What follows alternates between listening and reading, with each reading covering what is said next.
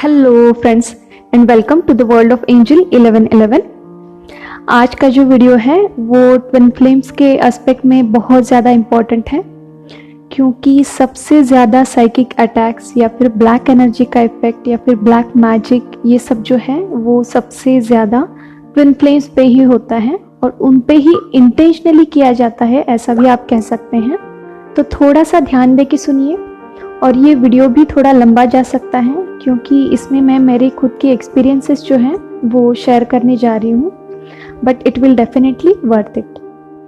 तो चलिए जानते हैं सबसे पहला type psychic attacks on twin flames का। तो सबसे पहला पॉइंट है direct attacks by other planes negative souls. जी हाँ, यहाँ पे आप पे डायरेक्टली अटैक होता है। तो देखिए, जैसे जैसे आप इस स्पिरिचुअलिटी के पाथ पे चलने लगते हैं और मेडिटेशन करने लगते हैं, धीरे धीरे आपका जो थर्ड आई है वो बैलेंस होने लगता है, एक्टिवेट होने लगता है।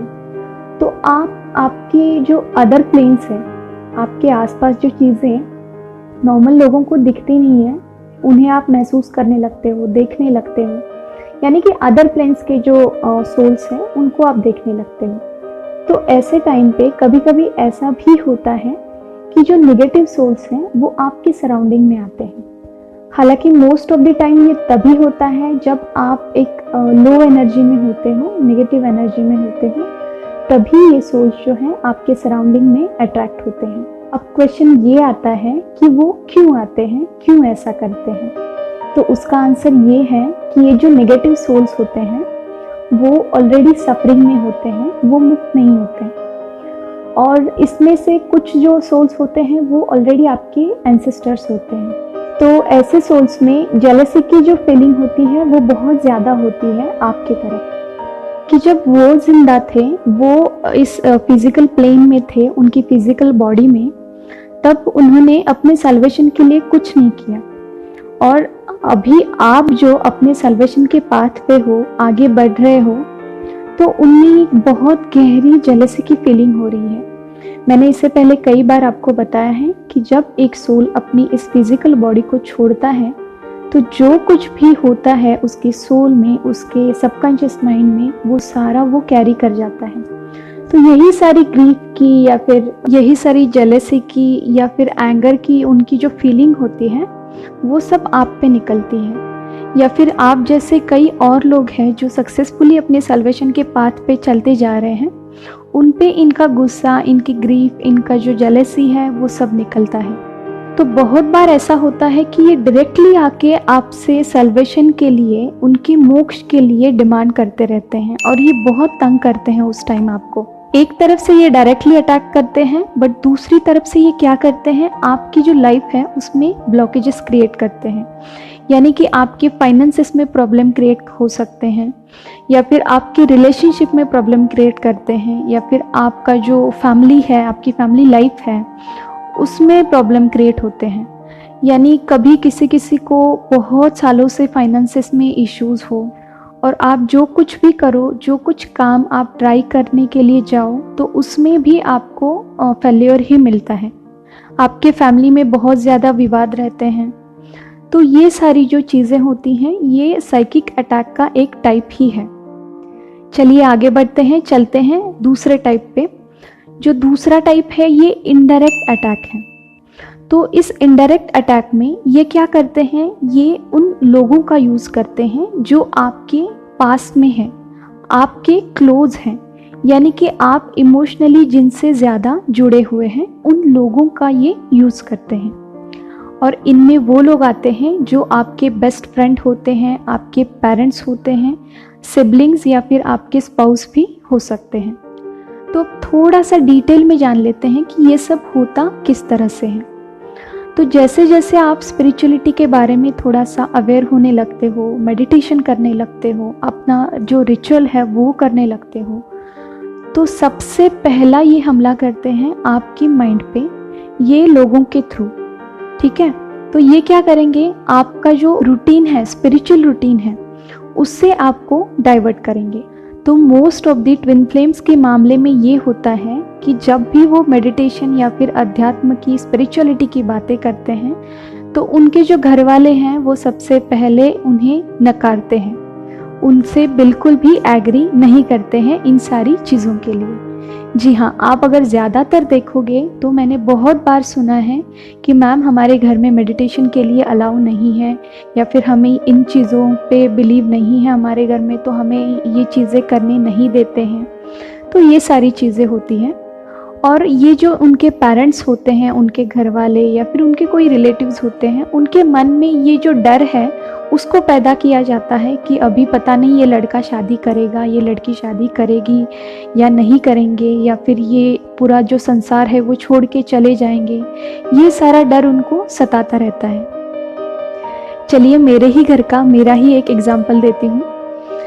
मेरे मम्मी पापा टीचर हैं, तो हमारे घर में बहुत ही फ्री एटमॉस्फेयर होता है और कभी ऐसा संकुचित विचार सरणी जो होती है वो बिल्कुल भी नहीं है। तो फ्रीडम है बहुत ज़्यादा, बट इस फ्रीडम के बावजूद भी देखिए क्या होता है एक्चुअल में। जब मैंने 4-5 साल पहले स्पिरिचुअलिटी में कदम रखा और मैंने रेकी से अपनी स्पिरिचुअल जर्नी को स्टार्ट किया है, तो जब मैंने घर वालों को बताया कि हाँ मुझे ये करना है या फिर मैं इसे आगे करना चाहती हूँ, तो उन्होंने बिल्कुल भी एग्री नहीं किया इस चीज़ को। हालांकि उन्होंने ज़्यादा रोका नहीं मुझे, बट उन्होंने कहा कि ये सारी गलत चीज़ें होती हैं, ये क्या तुम कैसे इसमें पड़ गई और ये कुछ अलग ही है और ये वो ऐसे। बट मैंने उन चीज़ों पे बिल्कुल भी ध्यान नहीं दिया, क्योंकि मुझे ये सब कैरी ऑन करना ही था, क्योंकि पता नहीं कहीं से मुझे अंदर से लग रहा था कि हाँ मुझे ये करना है। I stood by my decision. और अभी अगर आप मेरी घर की सिचुएशन को देखें तो सारे जो लोग हैं वो रेकी अट्यून्ड हैं, और उनको धीरे धीरे जैसे एक्सपीरियंसेस आते गए कि हाँ उनके जो बीमारियां हैं, उनकी जो तकलीफ़ें हैं वो ठीक होती गई, वैसे वैसे उन्होंने भी मेडिटेशन करना और ये सारी जो चीज़ें हैं वो स्टार्ट कर दी। और अब उन्हें रियलाइज़ हो रहा है कि हाँ reiki is a divine power और it works on white light only. और हाँ, और एक एक्सपीरियंस है जो कि रीसेंट का है। एक्चुअल में क्या हुआ था कि एक 5-6 मंथ पहले की बात है, और मैंने इससे पहले विपश्यना के 2 शिविर किए हैं जो 10-10 दिन के होते हैं। तो इस टाइम भी मुझे बहुत ज़्यादा अर्ज हो रही थी कि हाँ मुझे जाना है विपश्यना के लिए। तो मैं घर पे थी, तो मैंने मम्मी से ऐसे ही बात किया कि मम्मी मुझे जाना है विपश्यना के लिए। तो सडनली मम्मी का रिएक्शन ये था कि अभी तो 2 शिविर करके आई हो, अभी फिर से जाने की क्या ज़रूरत है। और मैं लिटरली शॉक हो गई थी उस टाइम सुन के, क्योंकि हमारे यहाँ किसी ऐसी चीज़ों के लिए तो एटलीस्ट किसी ने रोका नहीं है, तो मम्मी ने कैसे रोक लिया। फिर बाद में मुझे ये सारी चीज़ें पता चली कि ये जो नेगेटिव सोल्स होते हैं वो एक्चुअल में हमारे जो रिलेटिव्स होते हैं उनका यूज़ करते हैं, जिनसे हम ज़्यादा इमोशनली अटैच होते हैं, तो उनका ये यूज़ करते हैं। और ये जो सारी नेगेटिविटी है वो हमारे माइंड में या फिर हमारा जो पाथ है उससे हमें डाइवर्ट करने की कोशिश होती है। और इस तरह से ये हेल्प लेते हैं इन 3D कैरेक्टर्स का, जिनका यूज़ करके ये आपको अपने पाथ से डाइवर्ट करने की कोशिश करते हैं। बट स्टिल अगर ऐसा कोई आपके आसपास है, या फिर आपको अगर उस चीज़ से गुस्सा आता है या फिर आप ट्रिगर होते हो उस चीज़ से, तो आपको उनको बिल्कुल भी हेट नहीं करना है, जस्ट उनको ब्लेस करते जाना है, क्योंकि उसमें उनकी भी कोई गलती नहीं है। हाँ, इसमें एक एक्सेप्शन भी है कि ऐसे कुछ नेगेटिव जो सोल्स होते हैं वो फिजिकल बॉडी में भी प्रेजेंट होते हैं आपके सराउंडिंग में, तो वो इंटेंशनली ये सारी चीज़ें करते हैं कि ये इंसान इस जगह पे आगे ना बढ़े या फिर आगे ना जाए, तो ऐसा भी हो सकता है। तो चलिए आगे बढ़ते हैं, जानते हैं कि तीसरे टाइप में आप इस ट्विन फ्लेम की जर्नी पे ही डाउट करने लगते हैं, या फिर अपने सोल मिशन पे, सोल पर्पस पे ही डाउट करने लगते हैं, या फिर खुद पे ही डाउट करने लगते हो कि whether am I in this twin flame journey और नॉट। यहाँ कुछ ऐसी सिचुएशंस क्रिएट की जाती हैं जहाँ पे ये थोड़ा सा सिमिलर टू जो लास्ट वाला पॉइंट है, इनडायरेक्ट अटैक वाला, तो उसमें ये आता है थोड़ा बहुत, क्योंकि इसमें इस इनडायरेक्ट प्रोसेस का ही यूज़ होता है। इसमें आपके जो फैमिली मेम्बर्स हैं या फिर आपके जो फ्रेंड्स हैं, उनसे आपको बार बार बताया जाता है, आपको बार बार ट्रिगर किया जाता है कि ये ट्विन फ्लेम वगैरह ऐसा कुछ नहीं होता, ये सब फालतू की चीज़ें हैं, इनमें ध्यान मत दो, इनमें टाइम वेस्ट मत करो। और फिर अगर आप ये सब किसी खास पर्सन से सुन रहे हैं या फिर बार बार आपको ये ट्रिगर किया जा रहा है, तो अल्टीमेटली आपको भी खुद पे डाउट आने लगता है कि सच में ये सब गलत है, क्या सच में मैं ये सही कर रहा हूँ या फिर कर रही हूँ, या फिर सच में मैं इस ट्विन फ्लेम जर्नी में हूँ। इस तरह के जो क्वेश्चंस है वो आपके मन में आने लगते हैं, यानी कि आप खुद ही खुद पे डाउट करने लगते हो। तो ये जो चीज़ है वो बहुत ही ईजी बन जाती है उन नेगेटिव सोर्स के लिए, आपको आपका जो स्पिरिचुअल पाथ है उससे डाइवर्ट करने के लिए। मेरा रिसेंट का ही एक एक्सपीरियंस है इससे रिलेटेड, सोचा आपसे शेयर कर दूं ताकि आपको भी हेल्प हो। ये मेरे सोल मिशन के बारे में है। तो अभी रिसेंटली ही मेरी बेस्ट फ्रेंड से मेरी फ़ोन पे बात हो रही थी और हम स्पिरिचुअलिटी पे बात कर रहे थे, और सडनली उसके मुंह से एक लाइन निकली कि देखो ये तुम जो सब कर रही हो ना, हीलिंग वगैरह ये सब, तो इससे ये ना समझना कि तुम्हारे कर्मा जो है वो क्लियर हो रहे हैं, ये तो सिर्फ एक बिजनेस है, ये तो तुम बिजनेस कर रही हो। और मैं बहुत शॉक हो गई वो लाइन सुन के। मैंने उस टाइम हालांकि उसको कुछ नहीं बोला, उसको सिर्फ मैंने इतना ही बोला कि ये सिर्फ तुम्हारा व्यू है खुद का। और मैंने फ़ोन रखने के बाद मेरे दिमाग में वो चीज़ चल रही थी लिटरली। मतलब देखिए आप किस तरह से सिचुएशन क्रिएट की जाती है कि आप खुद के काम पे, आपका जो सोल पर्पस है उस पे भी आप डाउट करने लगते हो। और थोड़ी देर बाद मुझे एंजल्स ने वो जो सारा बिहाइंड द सीन था वो सारा दिखा दिया कि एक्चुअल में हुआ क्या है। तो फिर मैंने सोचा कि बेटा ये उसका काम नहीं है, ये उसके थ्रू करवाया गया है। तो ऐसी भी चीज़ें होती है। नॉर्मली आपको बहुत बार बोला जाता है कि आप तो स्पिरिचुअल पर्सन हैं या फिर आप हीलिंग करते हो, तो ये सब आपने फ्री देना चाहिए, ये स्पिरिचुअल चीज़ें हैं, ये फ्री होनी चाहिए, और अगर आप इनके लिए पैसे लेते हो तो आपने इसको एक बिजनेस की तरह देखना चाहिए। तो ऐसा क्यों बताइए? क्या जो लाइट वर्कर्स और एम्पैथ्स और हीलर्स होते हैं उनका खर्चा क्या ऊपर से भगवान करता है? उनको भी इस 3D मटेरियल वर्ल्ड में सर्वाइव करना पड़ता है ना। अपनी फैमिली, अपना परिवार, अपनी इकोनॉमिकल लाइफ, इसको भी संभालना पड़ता है ना साइड बाय। जिस तरह से आप अपनी अर्निंग करते हो उस तरह से इनको भी अपनी लाइफ चलाने के लिए अर्निंग करनी पड़ती है ना। तो ये सारी नॉर्मल चीज़ें हैं, सीधी बात है। बट इसी सीधी बात की हेल्प लेके लोग इसका बहुत बड़ा इशू बनाते हैं। आपको पता है स्पिरिचुअलिटी में ये एनर्जी एक्सचेंज क्यों रखा जाता है? इसके पीछे बहुत बड़ा रीज़न है। क्योंकि जब डॉक्टर मिकाओ उसुई ने ये चीज़ रियलाइज़ की कि जब उन्होंने ये चीज़ फ्री देना लोगों को स्टार्ट कर दिया था, तो बहुत सालों के बाद उनको ऐसा महसूस हुआ कि ये जो चीज़ है ये बहुत डिवाइन चीज़ है, इसका बहुत महत्व है, और ये फ्री देने की वजह से इसका जो इम्पोर्टेंस है, इसकी जो वर्थ है, इसकी वैल्यू है, वो लोगों में कम होती जा रही है। तो इस तरह से अगर ऐसा ही होता चला गया तो ये चीज़ जो है, इतनी डिवाइन चीज़ है, वो लुप्त हो जाएगी धीरे धीरे। तो इसीलिए डॉक्टर मिकाओ उसुई ने इन सब चीज़ों के पीछे एक एनर्जी एक्सचेंज की कंसेप्ट लगाई, ताकि अगर आप किसी को कुछ दे रहे हो तो सामने वाले ने एज एन एनर्जी एक्सचेंज कुछ तो उसके बदले देना चाहिए, ताकि उसको उस चीज़ की कदर रहे। और सेम यही कंसेप्ट लागू होती है जहाँ पे हमारे भारत में पूर्वापार चलती आ रही गुरु दक्षिणा के कंसेप्ट है। तो वहाँ पे भी सेम यही चीज़ लागू होती है कि अगर आप किसी को कुछ दे रहे हो तो सामने वाले ने उसके बदले में कुछ ना कुछ तो आपको एज एन एनर्जी एक्सचेंज देना चाहिए कि उसको उसकी कदर रहे, उसकी वैल्यू रहे। हाँ, आजकल मैं ये भी मानती हूँ कि ऐसे बहुत सारे लोग हैं जो खुद को हीलर बताते हैं या फिर खुद को लाइट वर्कर बताते हैं, बट बहुत ज़्यादा पैसा लोगों से लेते हैं। और मैं ऐसे लोगों के भी बिल्कुल भी सपोर्ट में नहीं हूँ जो पेशेंट से हद से ज़्यादा अमाउंट लेते हैं एज एन एनर्जी एक्सचेंज। हालांकि मैं तो ये मानती हूँ कि जो लोग सिर्फ और सिर्फ पैसे की लालच में ये सब करते हैं वो बिल्कुल भी स्पिरिचुअल बीइंग नहीं हो सकते। ना ही वो एम्पैथ हो सकते हैं, ना ही वो लाइट वर्कर हो सकते हैं, और ना ही वो ट्रू हीलर हो सकते हैं। तो चलिए देखते हैं नेक्स्ट टाइप को, और ये टाइप है ब्लैक मैजिक अटैक्स। नॉर्मली अगर देखा जाए तो ट्विन फ्लेम स्पेस सबसे ज़्यादा ब्लैक मैजिक का अटैक होता है, और ये ज़्यादातर यानी कि 99% इनके कार्मिक से या फिर इनके कार्मिक के फैमिलीज से होता है। क्योंकि कार्मिक्स जो होते हैं वो ऑलरेडी नेगेटिव सोल्स होते हैं, तो ये क्या करते हैं, इन सारी ब्लैक एनर्जी का यूज़ करके अपनी जो इच्छाएं हैं, अपनी विशेष हैं, उनको पूरी करने में इनकी हेल्प लेते हैं। आप उनके वश में रहो या फिर वो जैसा कहते हैं वैसा ही आप करते जाओ, इसलिए ये इस ब्लैक मैजिक का यूज़ करते हैं। क्योंकि ये बहुत ज़्यादा डोमिनेटिंग नेचर के होते हैं और उनको कुछ ऐसा लगता है कि सामने वाले ने सिर्फ और सिर्फ मेरी ही सुनना चाहिए या फिर ये मेरे वर्ड्स के बाहर नहीं जाना चाहिए।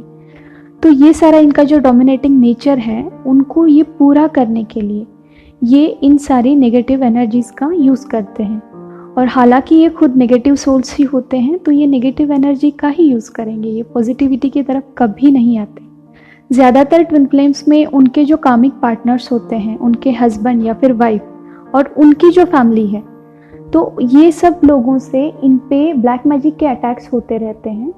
और ये ब्लैक मैजिक करके इनकी जो आंखें हैं उनको बंद किया जाता है, इनका जो सेंस है ट्विन फ्लेम्स का उसको बंद किया जाता है, ताकि ये अपना जो दिमाग है उससे काम ठीक से ना कर पाए, एक तरह की कंफ्यूजन में रहें, सामने वाला जो कह रहा है वही सुने या फिर उसको वही सच लगे, या फिर इनकी जो आंखें हैं वो हमेशा बंद रहें, यानी कि ये अच्छाई और बुराई में फ़र्क ही ना कर पाए और उनकी सच्चाई को भी ये देख ना पाए। और यहाँ पे भी ये जो अदर प्लेन्स के नेगेटिव सोल्स होते हैं वो इन कामिक्स को हेल्प करते हैं इन चीज़ों के लिए, ताकि ये जो ट्विन फ्लेम्स है वो अपनी आगे की स्पिरिचुअल जर्नी कंप्लीट ना कर पाएँ और वो अपनी ट्विन फ्लेम की जर्नी में स्टक रहें, वो आगे ना बढ़ें।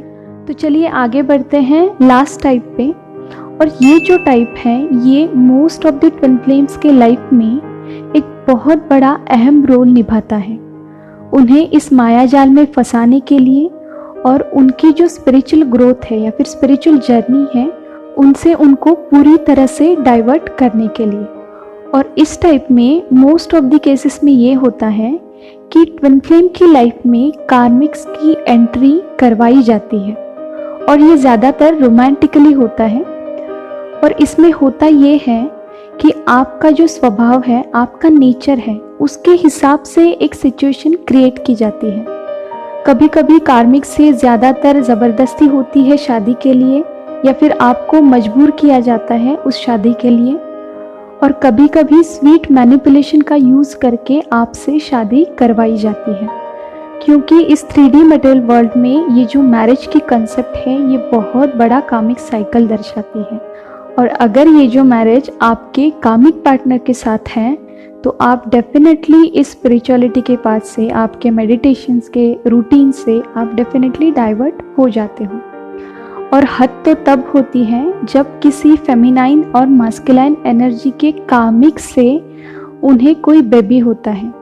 जी हाँ, जब भी ये बेबी आपके कामिक से आपको होता है, यानी कि ट्विन फ्लेम जर्नी में बात कर रही हूँ, तो आप समझ लीजिए कि जो भी मास्कुलाइन एनर्जी या फिर फेमिनाइन एनर्जी इसमें इन्वॉल्व है उसके सारे जो चक्रा सिस्टम है वो पूरी तरह से ब्लॉक हो जाते हैं। और उसके बाद उस फेमिनाइन या फिर मास्कुलाइन एनर्जी की स्पिरिचुअल ग्रोथ होना बहुत ही डिफ़िकल्ट हो जाता है। यानी कि ये जो लास्ट का स्टेज है जहाँ पे किसी चाइल्ड का बर्थ होता है वो आपकी स्पिरिचुअल जर्नी का एंड होता है। और most of the twin flame के केसेस में यही होता है।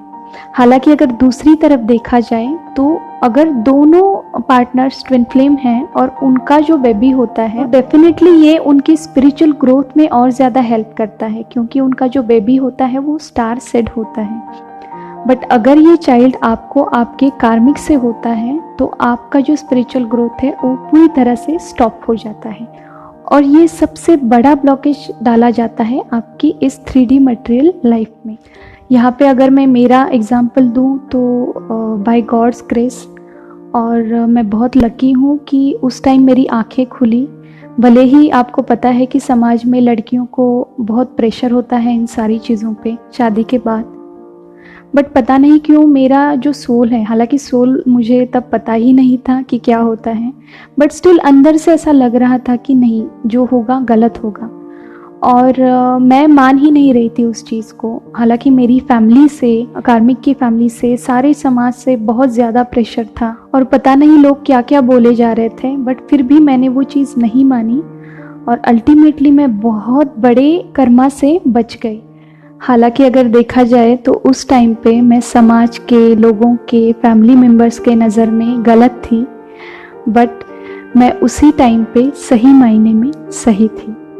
क्योंकि उस टाइम पे अगर समाज के लोगों की सोच थी तो शायद उस कामिक साइकिल से मैं कभी बाहर नहीं आ पाती, और ना ही आज ये वीडियो बना पाती, ना ही इतने सारे लोगों को हील करती, या फिर ना ही उन्हें स्पिरिचुअल हीलिंग सिखाती।